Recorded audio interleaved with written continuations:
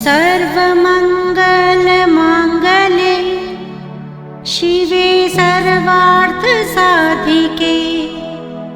शरण्ये त्र्यम्बके गौरी नारायणी नमोऽस्तुते।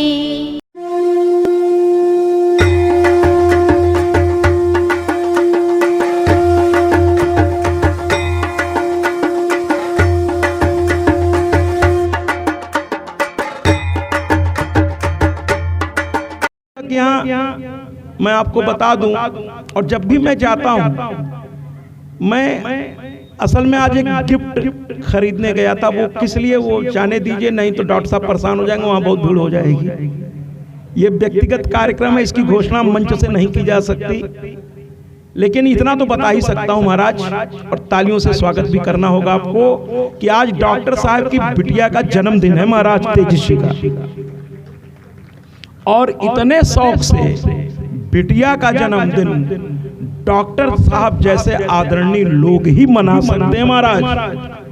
एक बार जोरदार ताली होनी चाहिए महाराज, जोरदार ताली होनी चाहिए। लड़कों का जन्मदिन मैंने धूमधाम से मनते देखा है बहुत सी कथाओं में, है ना। मैं ये नहीं कहता, सभी अपनी बिटियाओं से बहुत प्यार करते हैं आप लोग, लेकिन डॉक्टर साहब के आज मैंने देखा कि अपनी बिटिया के लिए लगे हुए हैं महाराज। ये बिटिया, हमारे बुजुर्ग भी कह गए हैं कि ये दूसरे की धरोहर है। लड़के तो जिंदगी भर अपने पास रहते हैं महाराज, आज नहीं तो कल उनके लिए हम लोग कर ही देते हैं, लेकिन ये बिटियाएं कुछ दिन की मेहमान होती हैं अपने घर पर, और जब तक रहें ये घर की लक्ष्मियां, इनको इतना दुलार दीजिए कि ससुराल में भी ये अपने आप पर गर्व करें कि मेरे पास ऐसे माता पिता और ऐसे भाई बहन हैं। ये इनकी यादें हैं महाराज, पता नहीं इनकी किस्मत इनको कहां लेके जाएगी, कैसा जीवन साथी होगा, पलकों पे बैठाएगा। बहुत अच्छी बात है महाराज, बहुत अच्छी बात है। हर माँ बाप चाहता है कि ऐसे दामाद के हाथ में अपनी बिटिया का हाथ रखें जो उसके सम्मान का सम्मान करे। सर पर मत, कोई माँ बाप नहीं कहता कि मेरी बिटिया को आप सर पे बैठाएं, कोई नहीं चाहता, लेकिन ये जरूर चाहता है कि मेरी बिटिया के सम्मान का सम्मान करिए आप लोग। वो आपको सम्मान देगी, उसके सम्मान का सम्मान करिए, यही माँ बाप चाहते हैं। और दशरथ जी से जब जनक ने कहा चलते समय कि मेरी सीता अब आपके घर में जा रही है, रोते हुए कहा था जनक ने। अगर आप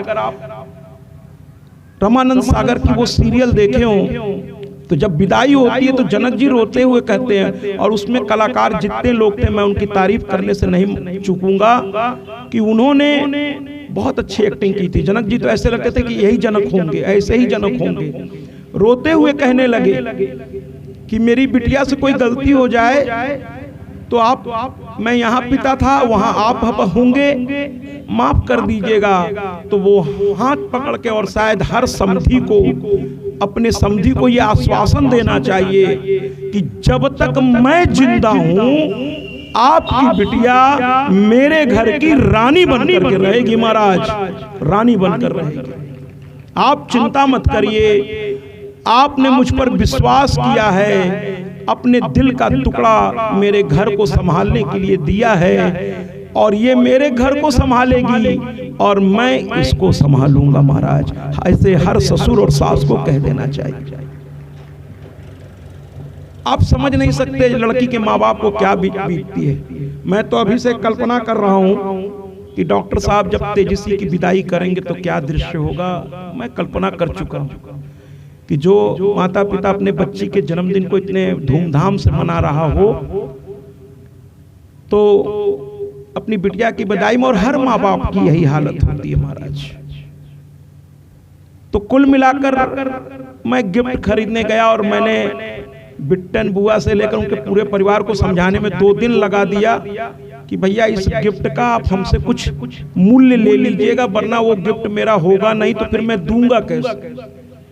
तो इन लोगों ने मेरे बार बार कहने पे मूल्य क्या लिया महाराज, इतना सस्ता। तो मैं कहूंगा कि इनके दुकान से ही आप लोग सामान लिया करें, बहुत सस्ता सामान मिलता है इनके यहाँ और बहुत अच्छा मिलता है महाराज। बहुत अच्छा और बहुत सस्ता है ना महाराज। और बिट्टन बुआ ने पैसा क्या लिया, बस वो मुझे प्रसन्न करने के लिए थोड़ा बहुत लिया और उससे ज्यादा का तो नाश्ता करा दिया। तो मैंने कहा ऐसे दुकानदार मिल जाए महाराज तो मजा ही आ जाए, है ना। बड़ा आनंद आया। वहाँ कुछ महिलाएं थी, वो बड़े आश्चर्य से देख रही थी। मैं चलने लगा तो मैंने कहा माँ की कथा बगल में हो रही है, आइएगा। सबने सर झुका के कहा जरूर जरूर। और मुझे चलते चलते मैंने सोचा कि अगर एक पोस्टर वहां लग गया होता इस कथा का, तो वहां तो महिलाओं का समूह आता और महिलाएं माँ की बड़ी भक्त होती है महाराज। डॉक्टर साहब को कहीं और पोस्टर बैनर लगाने की जरूरत नहीं थी, खाली बिट्टन बुआ की दुकान पर लग गया होता तो भीड़ और होती महाराज। क्योंकि मैंने देखा कि इनकी दुकान पर अच्छी खासी भीड़ है, महिलाओं का समूह है। और ईश्वर माँ इनको खुश रखें, क्योंकि इनमें भाव भी बड़ा अच्छा है। आज मैं आधे घंटे के लिए गया था, उसके पहले तो भोजन इत्यादि तो मैं कर ही चुका था आपके यहाँ, लेकिन आज आधे घंटे में ये सोच रही थी क्या खिला दें, कितना खिला दें। लास्ट में वो लावा की क्या था, कहीं अब इसको भी भून देते हैं। हम क्या अगर मैया आप इसको भूनेंगी ना तो वहाँ डॉक्टर साहब हमको भून देंगे, क्योंकि अब 4:45 होने जा रहा है। अगर मैं समय से नहीं पहुँचा, कथा समय से नहीं शुरू हो पाएगी। खैर डॉक्टर साहब तो मैं बहुत स्नेह करते हैं, बहुत सम्मान देते हैं। मेरी एक आवाज़ पे बेचारे दौड़े चले आते हैं। डॉक्टर साहब के भाव को और उनकी धर्म पत्नी के भाव को और उनके यहाँ आए हुए समस्त अतिथियों के भाव को भी मैं प्रणाम करता हूँ। उनके लिए भी एक जोरदार तालियां। और उनके माता पिता जो बहुत आदरणीय हैं उनको भी मैं प्रणाम करता हूँ, क्योंकि बाबूजी के यहाँ मैं गया, बेचारे चल फिर नहीं पाते उतना, लेकिन जब तक मैं बैठा रहा, आप जो है एक छोटी सी जगह पर बैठे रहे, जब तक मैंने भोजन करके मैं वहां से विदा नहीं हो गया, आप बेचारे लगे रहे। तो ये पूरा परिवार डॉक्टर साहब का और उनके आए हुए अतिथि और मैं तो कहता हूँ इस पंडाल में बैठा प्रत्येक व्यक्ति के भाव को मैं प्रणाम करता हूँ, प्रणाम करता हूँ, प्रणाम करता हूँ। आइए अब कथा की ओर चले महाराज, कथा की ओर चले। तो आज की कथा बहुत प्यारी है। शुरू करते हैं सावित्री से।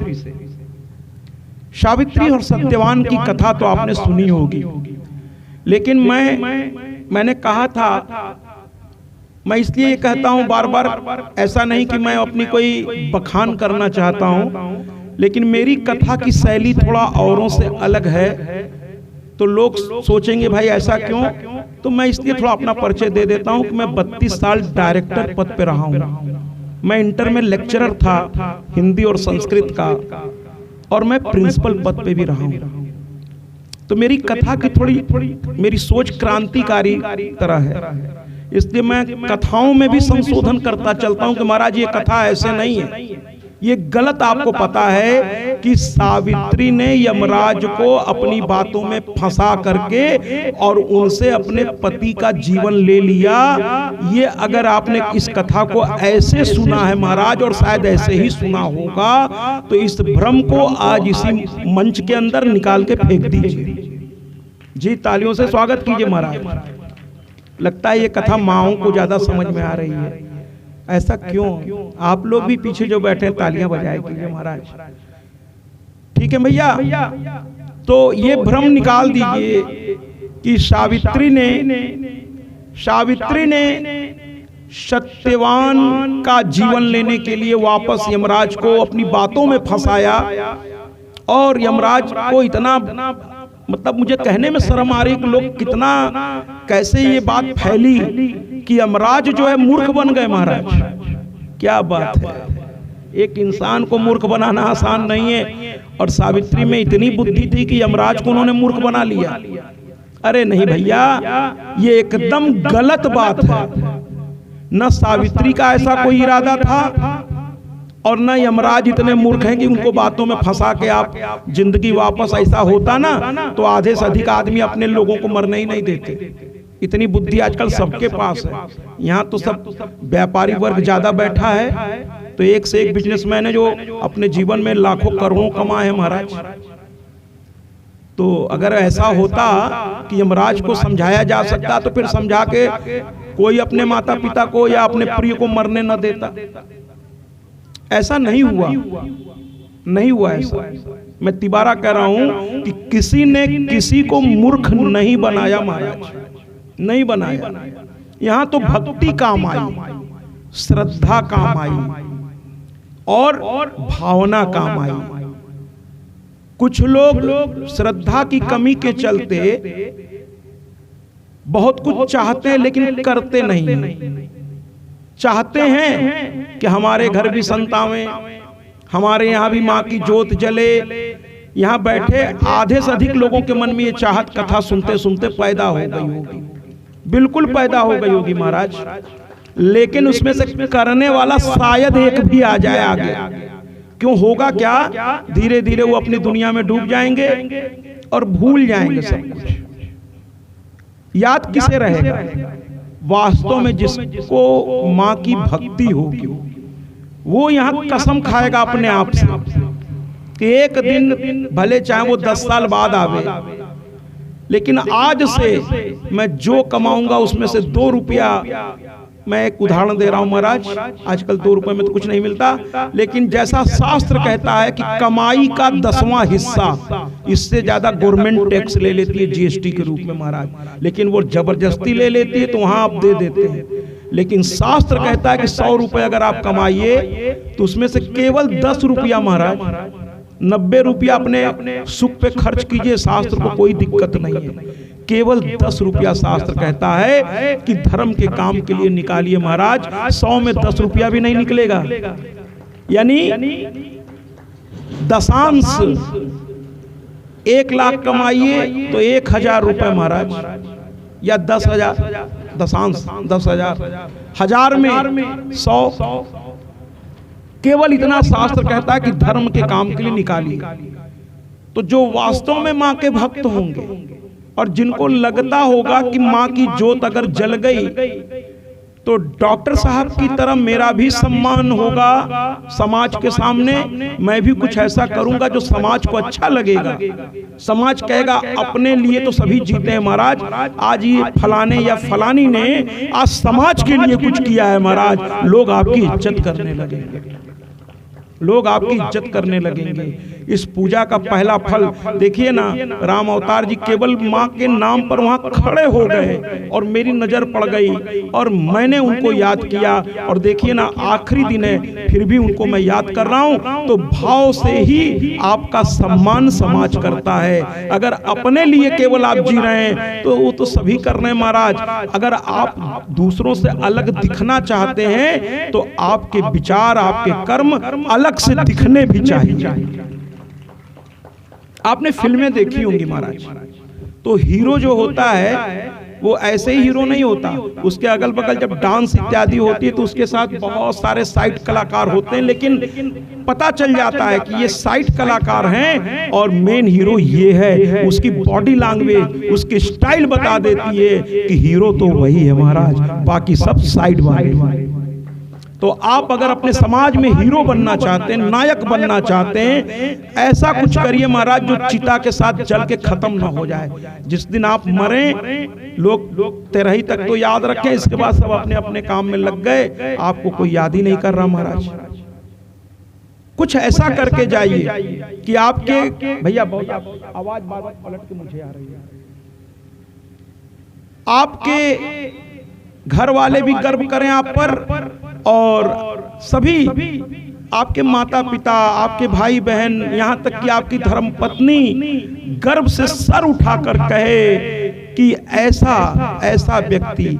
और मैं पुनः एक बार कहना चाहता हूँ कि डॉक्टर साहब 9 दिन से ठीक से न खाए हैं न सोए हैं, उनकी धर्म पत्नी, उनका पूरा परिवार 9 दिन साधना कर रहा है महाराज, और वो साधना आज परिपूर्ण हो रही है। और मैं नहीं, आप ध्यान से इन लोगों के चेहरे की ओर देखें जो इस सेवा भाव में लगे हैं, जरा उनको देखिए आप, चेहरे पर एक अलग सी चमक है, एक अलग सा नूर है, और ये महाराज किसी क्रीम पाउडर से नहीं आता, ये साधना से आता है।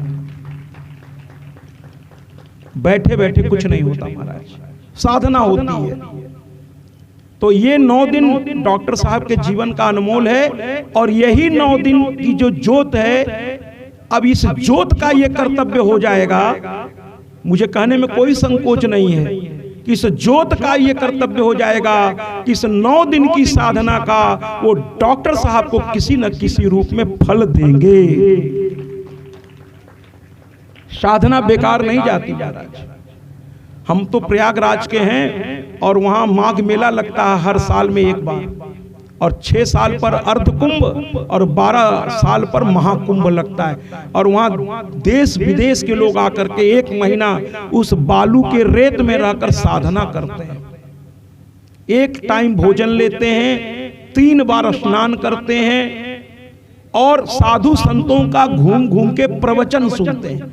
तो एक बार किसी ने मुझसे कहा कि यहाँ गंगा दिखती हैं, जमुना दिखती हैं, लेकिन सरस्वती नहीं दिखती, ये अदृश्य हैं। हमने कहा सरस्वती को देखना है? तो लोगों ने कहा जब तक तीनों नहीं दिखेंगी त्रिवेणी कैसे होगी महाराज। हमने कहा दिखा देते हैं। हमने कहा देखिए ये रही गंगा, तो कहे हाँ। हमने कहा ये रही जमुना, तो कहे हाँ। और वहाँ संतों की इसी तरह प्रवचन चलते हैं तो उनकी आवाज गूंजती रहती है। हमने कहा ये संतों की आवाज सुनाई दे रही है, ये व्यासों की आवाज सुनाई दे रही है, ये धर्म का डिंडिम घोष सुनाई दे रहा है। लोगों ने कहा हाँ महाराज यही तो सरस्वती है। ये तीनों का संगम है यहाँ पर, इसीलिए देश विदेश के लोग भी वहां आते हैं महाराज। 1 महीना तपस्या करते हैं और जब लौटते हैं तो उनके चेहरे का नूर देखिए महाराज, चेहरे का नूर देखिए। और वो 1 महीने की तपस्या या ये 9 दिन की तपस्या आपके बाकी जीवन के दिनों को सफल कर देती है महाराज। ये साधना ही एकमात्र ऐसी है। और अगर आपको ये बात सच नहीं लग रही है तो डॉक्टर साहब बहुत आदरणीय है, बहुत सम्माननीय है, लेकिन इस कथा के माध्यम से डॉक्टर साहब के सम्मान में और बढ़ोतरी हुई है महाराज, और बढ़ोतरी हुई है। तो कथा का पहला प्रभाव तो ये देखिए कि कितने आदरणीय लोग अपना काम छोड़कर डॉक्टर साहब के घर की ओर चले आए। और ये इस कथा का सम्मान और डॉक्टर साहब का सम्मान नहीं हुआ तो फिर किसका सम्मान हुआ महाराज। शादी विवाह में बुलाइए लोग अपनी मर्जी से, कोई आता है कोई नहीं आता है महाराज, लेकिन कथा में जो सनातनी है, जो भक्त हैं, उनको बुलाने की भी जरूरत नहीं पड़ती महाराज। केवल वो माइक से सुन लेते हैं, यहाँ कथा चल रही है किसी के द्वारा सुन लेते हैं। और महाराज इतनी श्रद्धालु लोग होते हैं कि नंगे पैर अपने घर से चल पड़ते हैं। ऐसे भक्तों को मेरा प्रणाम। उनको निमंत्रण कार्ड की भी जरूरत नहीं है महाराज, नहीं है। तो आइए अब सावित्री की कथा को शुरू करते हैं महाराज। सावित्री अपने माता पिता की बड़े प्यार से, एक राजा के घर की लड़की थी वो, और राजा भी महाराज, सावित्री एक देवी भी हैं जो ब्रह्मा की पत्नी हैं, वेदों की जननी हैं। उनकी आराधना करके उन्होंने ये पुत्री पाई थी, और चूंकि सावित्री देवी की आराधना से वो पुत्री हुई थी, इसलिए उसका नाम उन्होंने सावित्री रख दिया। लड़की बड़ी हुई, उसके लिए दूल्हा ढूंढा जाने लगा। और मैंने कहा था कि चूड़ियां यहां बनती हैं महाराज, चूड़ियां यहां बनती हैं, लेकिन जोड़ियां वहां बनती हैं। वो आप लाख प्रयास कर लीजिए, जिसके लिए जो आया है इस संसार में महाराज, उसको वो मिलेगा। वो आप लाख ढूंढ लीजिए, है ना महाराज, लाख ढूंढ लीजिए, लेकिन मिलेगा वही जो वहां से तय होके आया है। वो तय हो चुका है किसको कौन मिलेगा। तो कुल मिलाकर के महाराज, सावित्री के भाग्य में एक सत्यवान नाम का लड़का लिखा था। जब सत्यवान से शादी की बात चली, सत्यवान से शादी की बात चली महाराज, कृपया कथा को डिस्टर्ब न करें, बाद में कर लेंगे, कथा के बाद कर लेंगे। तो सत्यवान से जब विवाह की बात चली तो नारद जी आ गए। कहने लगे अरे पुत्री किससे विवाह करने जा रही हो? नारद जी भी थोड़ा परीक्षा लेते हैं लोगों का। तो कहने लगी क्यों, बहुत अच्छे तो हैं, क्या कमी है उनमें? तो कहने लगे अरे पुत्री तुम्हें पता है ये लड़का तो बहुत अच्छा है लेकिन इसकी आयु ज्यादा नहीं है, और महाराज जानबूझकर कौन विधवा होना चाहेगा? तो कहें इसकी आयु ज्यादा नहीं है। तो कहने लगी क्या मतलब? कहें अरे विवाह के 1 साल बाद ही ये मर जाएगा, इसके भाग्य में ऐसा ही लिखा है। तो क्यों जानबूझ करके कूद रही हो आग में? बाकी का जीवन कैसे काटोगी महाराज? पूरी जिंदगी तुम्हारे सामने पड़ी है, इसके संत होने के नाते मैं तुम्हें रोकने आया हूं। कहने लगी महाराज रोकिए नहीं। भारतीय स्त्री एक बार मन से किसी को अगर अपना पति चुन लेती है तो बाकी के पुरुष उसके लिए पर पुरुष हो जाते हैं महाराज, और उनकी ओर वो देखती भी नहीं है। ये एक चुटकी सिंदूर की कीमत ये भगवान शिव के तीसरे नेत्र की तरह होता है महाराज। जिसके मांग में एक बार सिंदूर जिसके नाम का लग गया महाराज, वही उसका सब कुछ है। और दूसरा कोई अगर बुरी नजर से उधर देखेगा भी ना महाराज, तो ये सिंदूर जो है ना शिव का तीसरा नेत्र है, अगर इसकी ओर बुरी नजर पड़ी तो आप चल करके भस्म हो जाएंगे महाराज। अब आप कहेंगे नहीं महाराज आज के जमाने में ऐसा नहीं होता, होता है महाराज। जल के भस्म होने का मतलब ये नहीं कि शरीर जलने लगेगा, अरे आपकी लक्ष्मी घर की चली जाएगी, आपकी खुशियां चली जाएंगी, आपकी शांति चली जाएगी महाराज। तो सब कुछ तो जल गया एक बुरी निगाह डालने पर। तो क्यों हम दूसरे की ओर गलत देखें? अपनी पत्नी के अलावा संसार की हर स्त्री माँ है, बहन है, और हम सबके लिए आदरणीय है महाराज। इसी भाव में रहिए, लक्ष्मण जी से सीखिए। लक्ष्मण जी से राम ने कहा कि तुम्हारे भाभी के इन गहनों को पहचानो। जब रावण ले गया, सुग्रीव ने कहा एक औरत इधर से जा रही थी, उसने अपने गहने फेंक दिए हैं, तो आपकी पत्नी तो नहीं थी, वो पहचान के देखिए तो रावण लेके गया। अगर आपकी पत्नी है तो जान लीजिए रावण लेकर गया है। तो दिखाने लगा कानों का कुंडल, नाक की नथिया, हाथ का कंगन, मांग का मंगटीका। राम देख के रोने लगे कि हाँ ये मेरी पत्नी के हैं। तो पुष्टि करने के लिए लक्ष्मण से कहा जरा तुम भी देख के कंफर्म कर दो कि तुम्हारी भाभी के ही गहने हैं। तो लक्ष्मण का जवाब सुनिए, कहने लगे अगर मुझे कुछ दिखाना है तो भाभी के पैर का बिछिया दिखाइए, क्योंकि भाभी के पैर के अलावा मैंने आज तक कुछ नहीं देखा है। भाभी मां समान होती है, मां होती है वो। मां गुजर जाए तो जो बड़ी भाभी होती है वो मां की भूमिका में आ जाती है, और बड़ा भाई पिता की भूमिका में उसे आ जाना चाहिए। भाई छोटे को बड़े का सम्मान करना चाहिए, और बड़े को इतना दुलार देना चाहिए अपने छोटे को कि उसे पिता के मरने का गम न खले, उसे ये लगे पिता की जगह मेरा बड़ा भाई आ गया है। ये बड़े भाई की जिम्मेदारी होती है महाराज। और छोटे का भी कर्तव्य है कि बड़े को माने। और भैया एक बात और कह दें लगे हाँ, है ना, हम तो संत भाव में हैं, ना हमको किसी से कुछ लेना है, ना किसी को कुछ देना है, ना कहते ना चाह गई चिंता गई मनवा बेपरवाह हम साहन के साथ। तो हमें सत्य बोलने में कोई इतराज नहीं है कि जब हम किसी को आदरणीय इस मंच से कहें तो ये उसकी भी जिम्मेदारी है महाराज कि वो अपने व्यक्तित्व और अपने चरित्र को ऐसा बनाए कि लोग उसका आदर करने लगे महाराज। बड़े में ही अगर कमी होगी तो फिर वो छोटों को कैसे सिखाएगा महाराज। जो पिता खुद सिगरेट पीता होगा वो अपने बच्चे से कैसे कहेगा सिगरेट मत पीना। बच्चा सामने से तो कुछ नहीं कहेगा, बाद में कहेगा पहले खुद तो छोड़ो। तो अगर आप चाहते हैं, मैं इस मंच से कहना चाहता हूं, क्योंकि बहुत सी माताएं मुझसे नाना प्रकार की बातें एकांत में कहती हैं और मेरे मन में होता है कि मैं उनकी मदद करूं, इसलिए इस मंच से कहना चाहता हूं कि जो भी घर के बड़े हैं अपनी बुरी आदतों का त्याग करिए महाराज, नहीं तो कल को आपकी औलाद आपके सामने बैठकर वही काम करेगा जो आप कर रहे हैं महाराज, और उस दिन आप उसको मना नहीं कर पाएंगे और वो आपसे जाम से जाम टकरा के कहेगा पिताजी चीयर्स,